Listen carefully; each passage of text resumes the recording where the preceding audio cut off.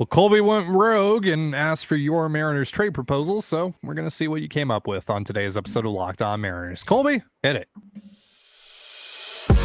You are Locked On Mariners, your daily Seattle Mariners podcast, part of the Locked On Podcast Network, your team every day.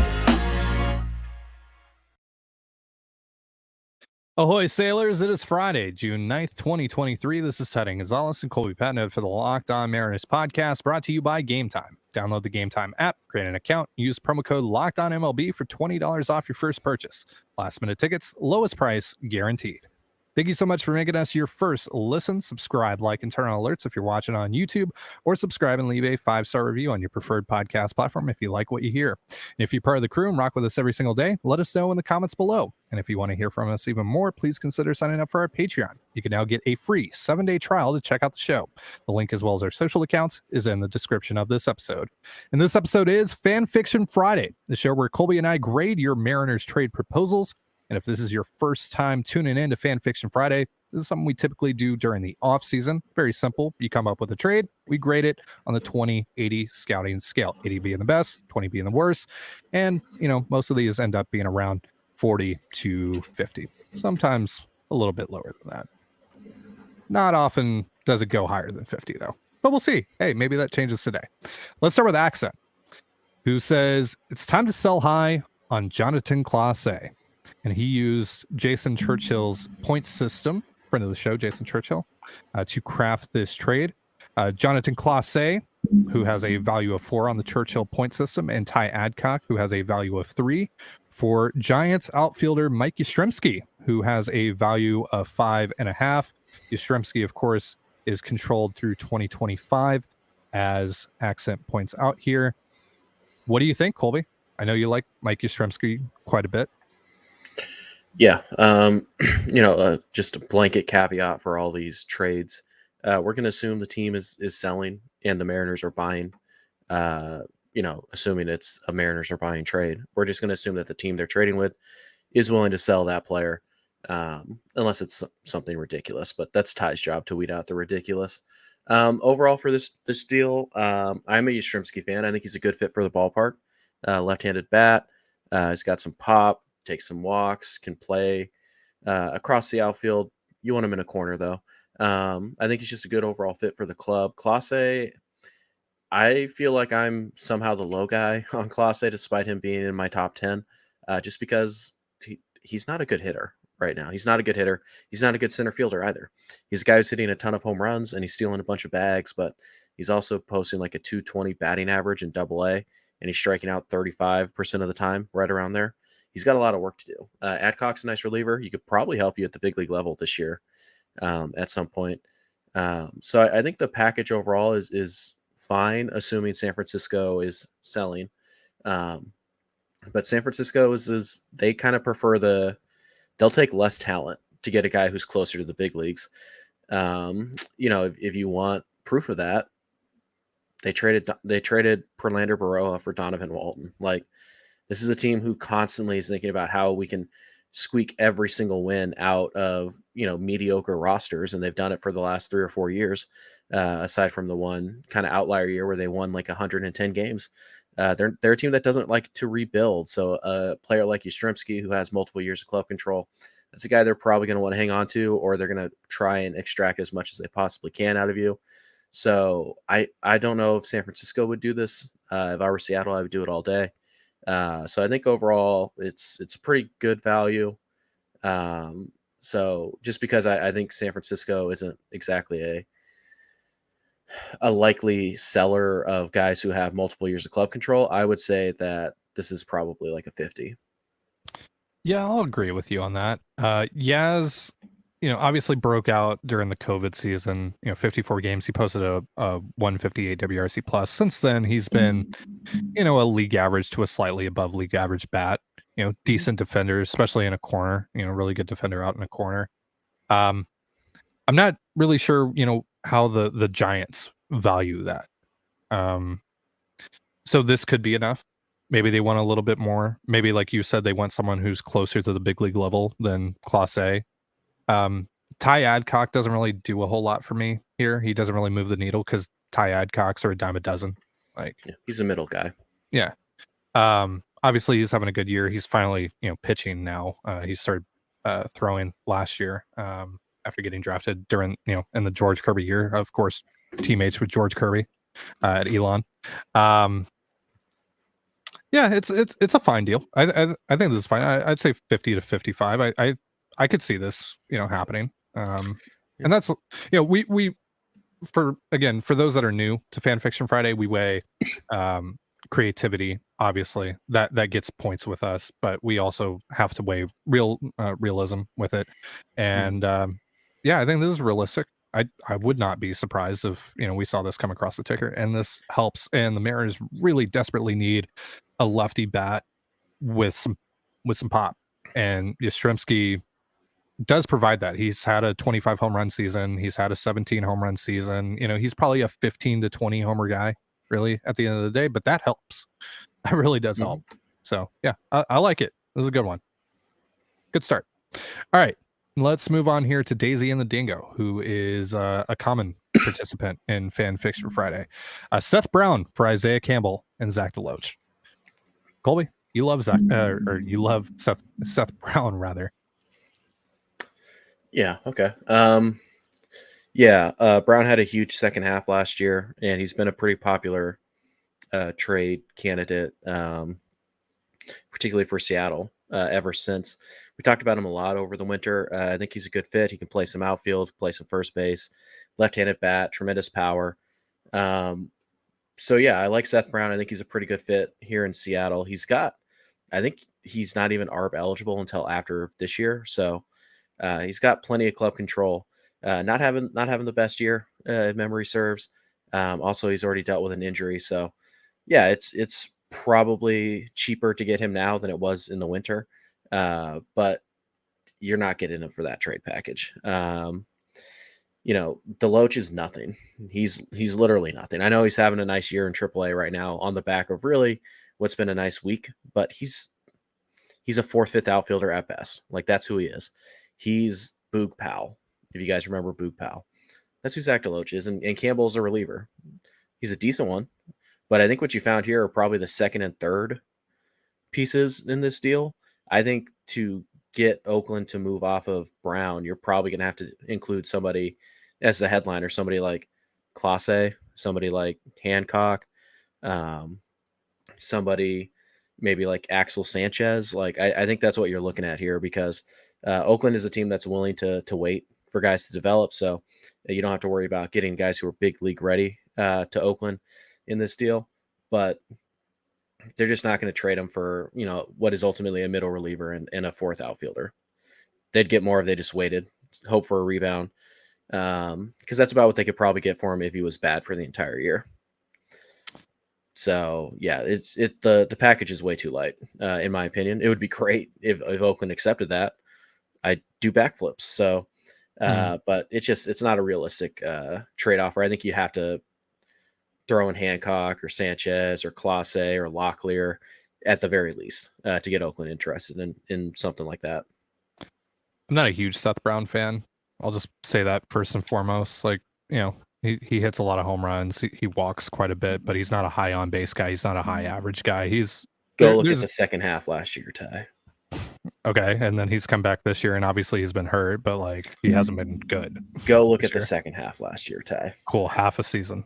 Awesome. He was like the fourth best hitter in the American League for like 80 games. Half a season. So you want to base that? You want to say that Seth Brown is really good based off of half a season out of 5? I didn't say really good. Parts of 5 season. I didn't say really good. I said he helps. So you want to trade Emerson Hancock for him? Yeah, I would. I'm going to be worried about trading a number 4 starter. Ooh, don't have any of those floating around. Not a huge fan. So I also think this is light, though. I do agree with you that it's too light. Zach DeLoach right now, he's having statistically, like when you look at the slash line, good year down in Tacoma, but he's striking out way too much. He's unspectacular defensively. He's a 4th or 5th outfielder at the major league level. And then Isaiah Campbell, like Ty Adcock, dime a dozen. So yeah, I'll give this like a 45, 40. Like, 35. because it's like it's close. It probably gets the conversation started. Like you need a better piece. You need a bigger and a better piece to headline this thing, though. Like I'm sure those are a couple pieces that the A's are like, okay, sure, fine, but we need something juicier to hang on to here. Maybe we'll see how cheap they are. They don't want to pay Seth Brown the $2 million or something he's going to make an ARB. Sure. But yeah, I don't see this getting the job done. So I know Ty still thinks Emerson Hancock can be a number 2, but he's back into the rotation guy for me. So yeah, I trade him for a bat. But I just traded for a different bat. I mean, sure, yeah. If you can get a better one, yeah, do it. One that has a bit more track record than Seth Brown. That's fine by me. Yeah. But yeah, I'll give this one like a 35. Yeah. All right. Yeah, I'll say 40. I'll say 40 on that. All right, we got a few more trades to go over. We're also going to do our own trade a day, and I think we're going to do Seth Brown. Right? Is that what we agreed upon? No. Yeah, we'll figure it out on the fly. We're going to figure it out on the fly. All right. First, though, before we get back into these trades, this episode of the Locked On Mariners podcast is brought to you by Game Time. Buying tickets to your favorite events shouldn't be stressful. Game Time is a fast and easy way to buy tickets for all the sports, music, comedy, and theater near you. And with killer deals on last-minute tickets and their best price guarantee, you can stop stressing over the tickets and start getting hyped for the fun you'll have. So forget planning months in advance. Game Time has deals on tickets right up to the day of the event. Snag the tickets without the stress with Game Time. Download the Game Time app, create an account, and use promo code LOCKEDONMLB for $20 off your first purchase. Terms apply. Again, create an account, redeem promo code LOCKEDONMLB for $20 off. Download Game Time today. Last minute tickets, lowest price, guaranteed. And you're listening to the Locked On Mariners podcast. Thank you again for making us your first listen here on Fan Fiction Friday. Mariners are back in action tonight against the Angels down in Anaheim. You can catch all the action on the Mariners hometown broadcast with SiriusXM via the SXM app. Let's get back into these trades here on Fan Fiction Friday. This one comes from Bard. Oh boy. Giants get Bryce Miller, Josh Hood, Taylor Trammell, and Taylor Dollard for Alex Cobb, Lamont Wade Jr., and J.D. Davis. No. That's no. So here's the deal. Bryce Miller is worth more than those 3 guys combined. He is. J.D. Davis you get for 25. a year and a half. 25. Huh? 25. Yeah. J.D. Davis you get for a year and a half. He's a DH only. Fine, whatever. He could help. Cobb I like. Year. Yeah. But, again, you want to trade 7 years of Bryce Miller for, I think, a year and a half of Alex Cobb? I mean, all right. You're getting 3 major leaguers who are having really good years right now. Cobb, sure. Wade, and Davis are all having really good years. But, and that's also kind of what factors into the 25 grade for me, because I don't see this happening. This is right. This is just one for one kind of unprecedented, seeing 3 like above average major leaguers this year get traded all in the same deal. And then for Bryce Miller, who, I mean, look, you're replacing him with Alex Cobb in the interim, but long term that hurts your rotation. Yep. I don't think Trammell and Dollard are worth all that much in this deal either. And also, can Wade, Davis, and Ty France all coexist on the same roster together? I mean, they could, but it's not a great Wade fit. Davis have to do with this? Sure. Yeah. Shout out to Wade Davis, all-star closer.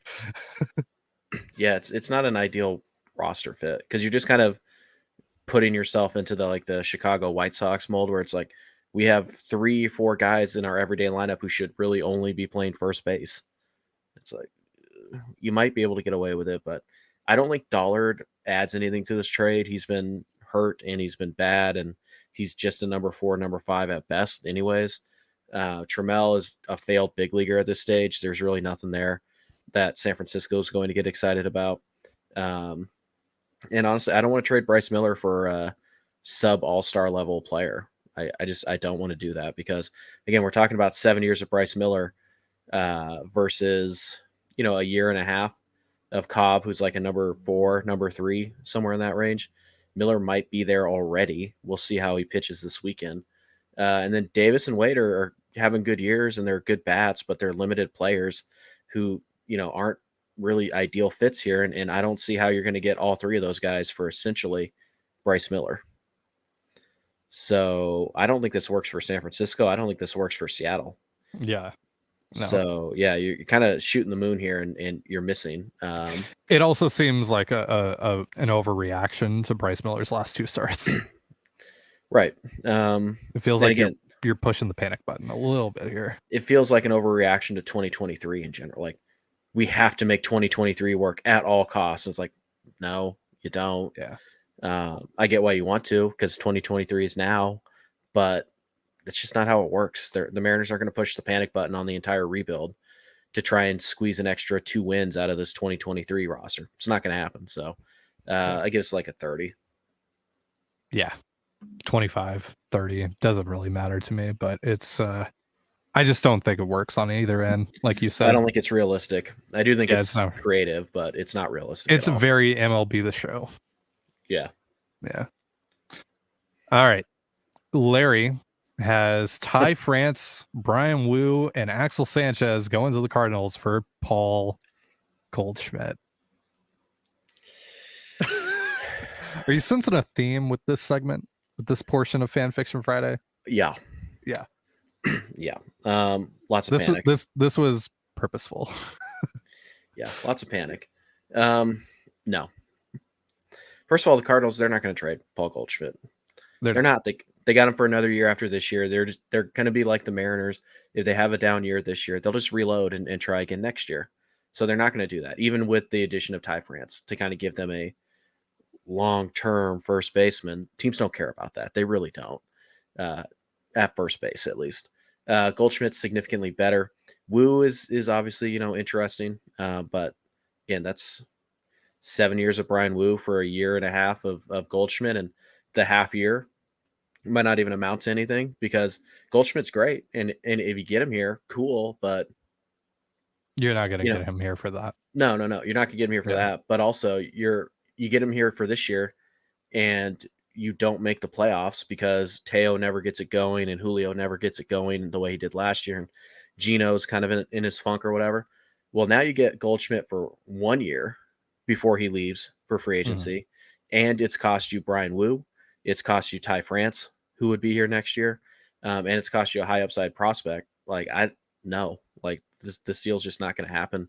I will give you credit for creativity, putting Ty France in a trade to try and upgrade there. So I give you credit for that, but just in terms of realism, this is another one that I would be absolutely floored if this came across the ticker on ESPN or whatever. Yeah, the creativity saves you from the 20s, but this is like a 35 at most for me. I'll give you a 40. This is the defending National League MVP. I get he's a first baseman, but this is the defending National League MVP who's having another really good year right now. And the Cardinals, like you said, can easily just retool in the offseason and get right back to contending next year. And they're going to want someone like Paul Goldschmidt around for that.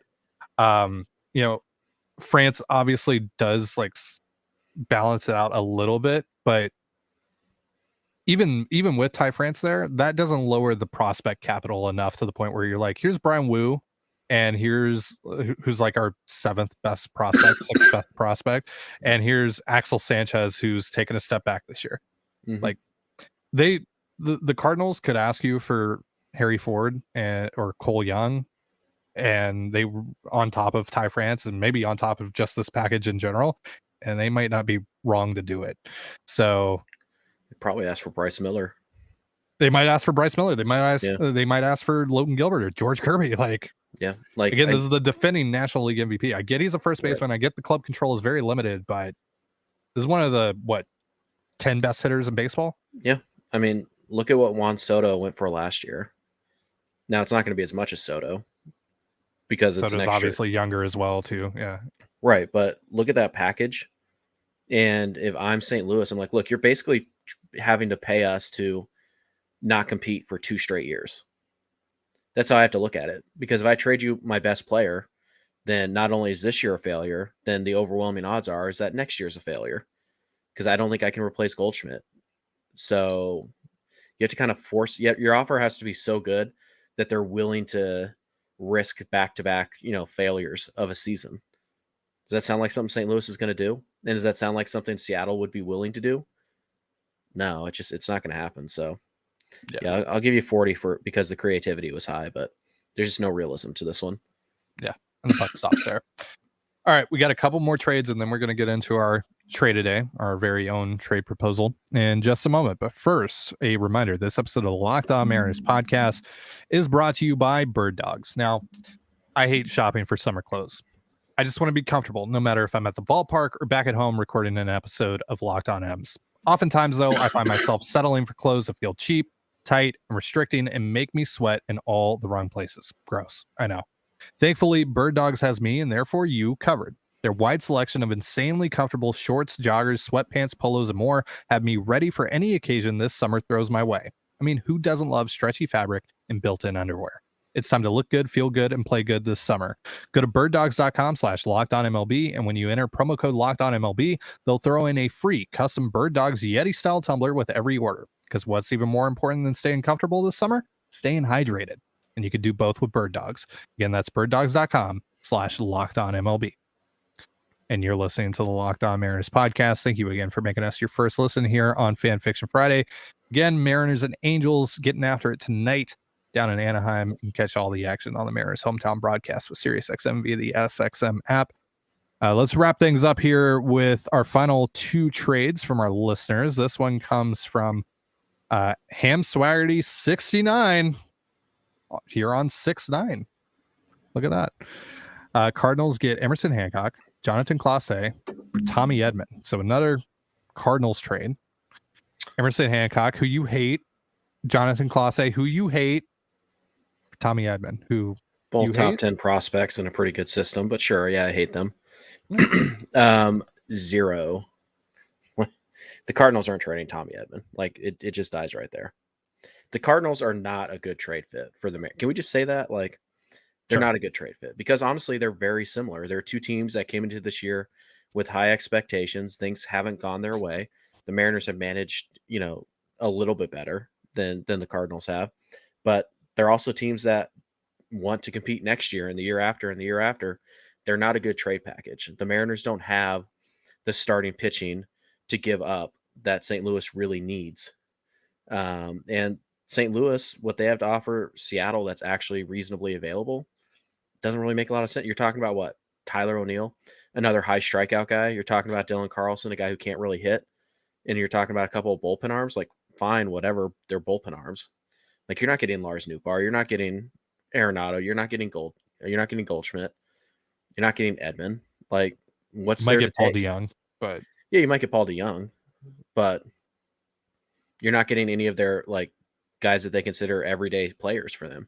It's not going to happen. So, yeah, I think the Mariners and the Cardinals only really line up if it's a major leaguer for major leaguer swap, really, because considering where they both are right now, I don't think a prospect package for one of their major leaguers really is something that the Cardinals are looking for right now. Yeah, I look at Tommy Edman and I look at a guy like, like Lars Nootbaar, who I know is, a pretty popular name thrown around. The Cardinals aren't in a position to trade them, not for prospects. Yeah. Because they think they can win next year. So, I don't see Tommy Edman. Good player, but the Cardinals are going to keep that guy around for a while. And he's going to be part of the next wave of Cardinal players after, Goldschmidt leaves next year. If he does, but yeah, I don't see it. And even if they were, that package isn't going to get it done. Edman is a really good defensive player who isn't terrible at the plate. It's going to cost more than that. Yeah. League average bat with a, Gold Glove potential, plays up the middle, etc. Yeah. I look, maybe we're wrong, but just looking at the Cardinals, looking at where they are at, looking at what their philosophy is, knowing what their philosophy is and how that kind of, that lines up pretty well with what the Mariners' philosophy is. I can't see it personally. So I'll go 30. Yeah, 35. Yeah. All right, last trade from our listeners. This one comes from Mark. Lane Thomas for Jonathan Clase and Marcelo Perez. I think it's fine, but Thomas is a right-handed hitting power bat who strikes out quite a bit. He's kind of what the issue has been with, obviously he's having a good year. Like, he's younger AJ Pollock. Yeah. He crushes lefties. Bad against righties. I think he has a career 81 WRC plus against righties, but a 181 against lefties or something insane like that. Like, it's ridiculous. He crushes lefties, and he plays a pretty decent outfield. And he's having a good year right now. You get him for, I think, 2 years after this year. So yeah, not a rental. He's not even, I said he's a power bat, but he's actually not even really that, right? Like, career high in home runs is 17. Obviously he hasn't played that many games in general. Like, career highs 146 games. Other than that, he's never played any more than 77. Right now he's at 60. I assume that he's going to eclipse that this year. But again, he doesn't, like, the last 2 years hasn't walked a lot. He's striking out 24-25% of the time. He's got extra base power, not really over the wall power. He's got doubles power, but again, he hits from the right side. Strikeout issues.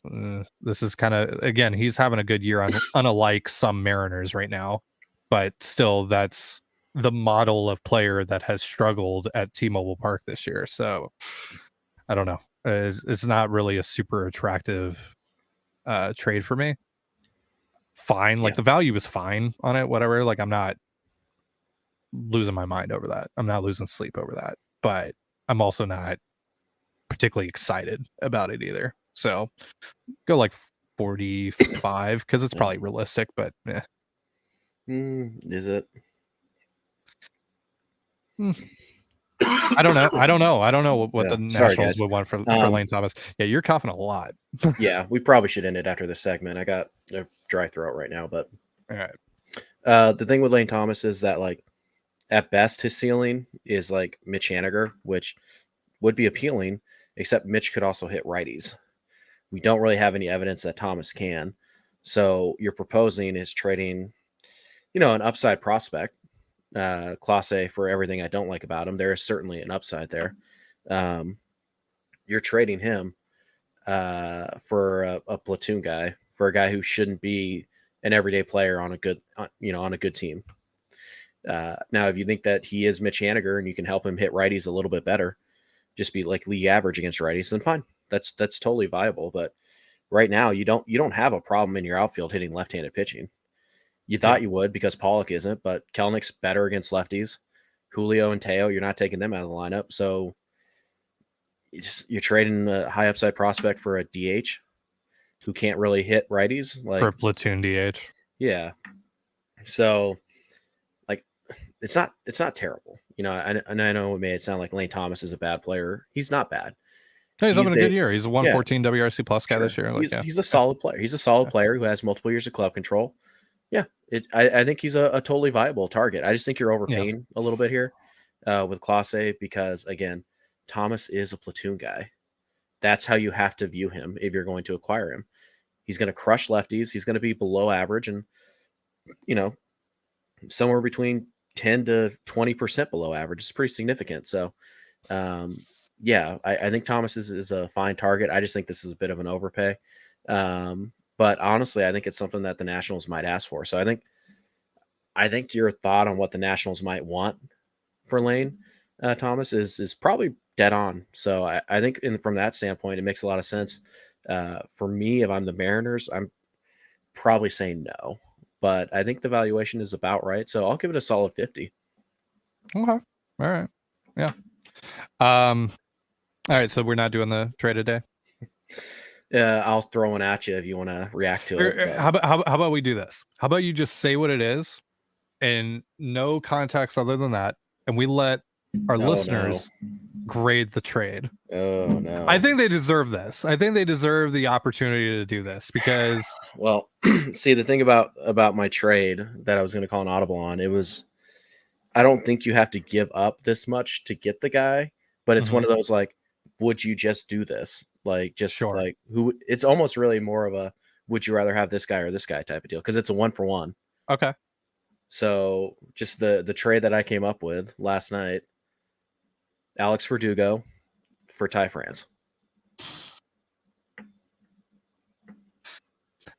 Alex Verdugo, who has consistently proven to be a clubhouse issue for How? known clubhouse guy Ty How? France. How do you know that? We've literally talked about this. What are you talking about? He was Yeah, literally, and I've wasn't he told you. benched for a hustle issue? Yeah, did you recently? watch the video? No, I didn't watch the video. No, Go watch the video and tell me that wasn't just retribution. Like, that was not a hustle issue. So that it was a BS call by Cora. Yeah, the two bats you can't deny are pretty much the same, except for Verdugo has a better shot to hit for power, or sorry, better chance to hit for a higher average. He's not prone to the long struggles that France is. And also, oh, by the way, he doesn't get hit in the wrist every third day, so that's a bonus. He's a lefty bat who can play all three outfield spots. He gets on base, roughly the same batting average, and he's got doubles power. It's not home run power, but it's doubles power. He's basically left-handed, more athletic Ty France. They both have the same amount of club control. Yeah, So do you want a more athletic Ty France, or do you want Ty France? I just worry about the clubhouse foot, which we don't know. We don't, because during the off season, I remember you clearly saying right, and then that same person said, "I've been told that he's really matured. It's not much of an issue anymore, and he's totally fine in a clubhouse." So I don't know. Do you want a more athletic Ty France? Yes or no? Who's left-handed?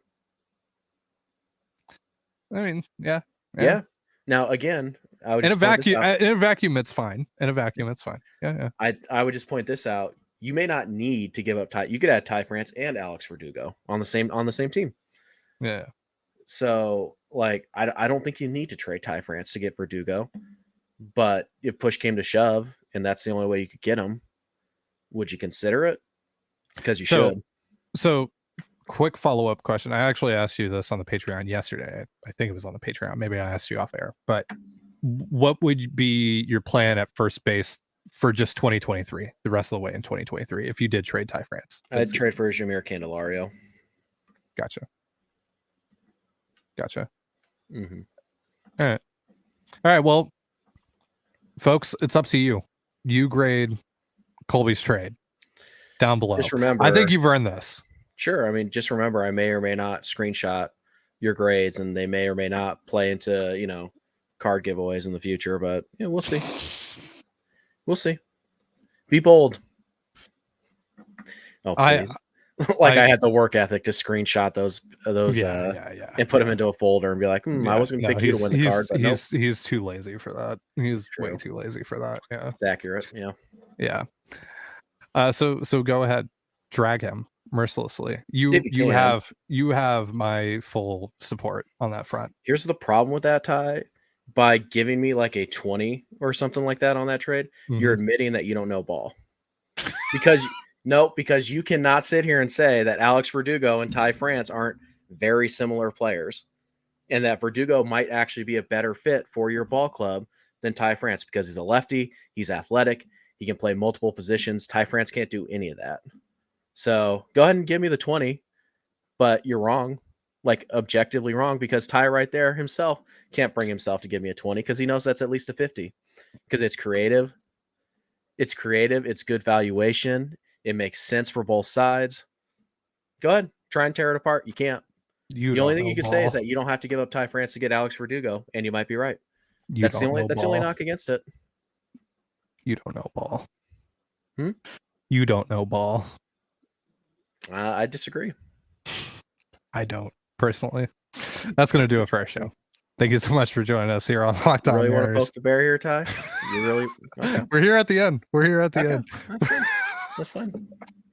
He's going to do something. Whatever it is, just know it doesn't represent me. For Colby Patnode, I'm Trident Gonzalez. Be sure to give us a follow on Twitter at LO_Mariners. You can follow me at Dane Gonzalez. It's DANAGNZLZ, and Colby at CPAT11. That's CPAT11. Follow us on Instagram and TikTok as well over at Locked On Mariners. That's one more. I know there's something coming. I know there's something coming. I just don't know what. Or when. You can, yeah, exactly. You can also find all that stuff in the description of this episode. Thank you again for making us your first listen. Have yourself a beautiful baseball weekend, and we'll see you next time. Peace.